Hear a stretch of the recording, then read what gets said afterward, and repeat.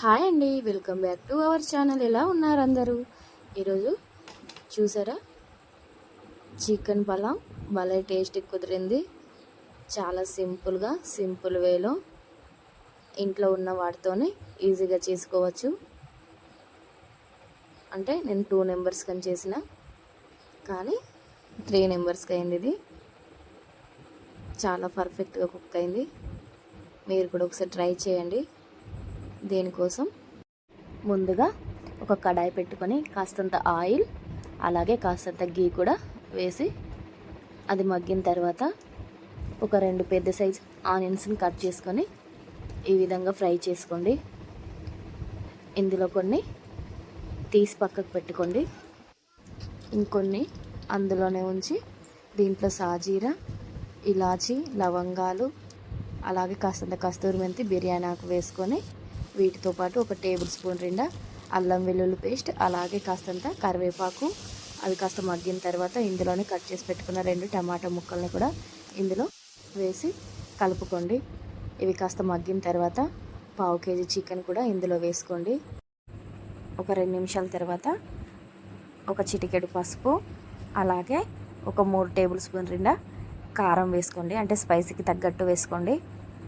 ఇలా వేసి మళ్ళీ ఒకసారి మొత్తం మిక్స్ చేసుకోండి. అంటే ఇంత తక్కువ ఎందుకు చేస్తున్నానంటే మా వాళ్ళు ఊరికి వెళ్ళిండ్రు, అందుకే మా చిన్న అబ్బాయి కోసం నా కోసం మాత్రమే ఇది ప్రిపేర్ చేస్తాను. టేస్ట్ మాత్రం అదిరిపోయింది.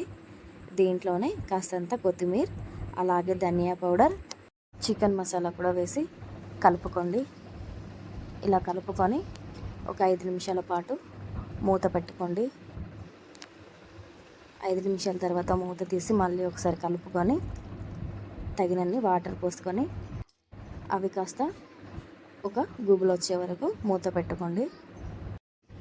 అంతలోపు మనం నానబెట్టుకున్న రైస్ ఉంటాయి కదా, అందులో నీళ్ళన్నీ వంపేసి ఒకసారి మూత తీసి ఒకసారి కలుపుకొని ఇందులో ఆ రైస్ మొత్తం ఇందులో వేసుకోండి. దీంతోపాటు సాల్ట్ కూడా తగినంత సాల్ట్ కూడా ఇప్పుడే వేసుకోండి.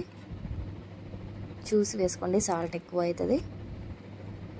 మళ్ళీ కాస్తంత నెయ్యి అలాగే కాస్తంత గరం మసాలా అలాగే బిర్యానీ మసాలా వీటితో పాటు ఇంకాస్తంత ధనియా పౌడర్ కూడా వేసి ఇందులోనే కాస్తంత కొత్తిమీర కూడా వేసుకొని మనం ముందుగా తీసి పక్కన పెట్టుకొని ఉంచుకున్నాం కదా ఆనియన్స్, అవి కూడా ఇందులో వేసుకోండి.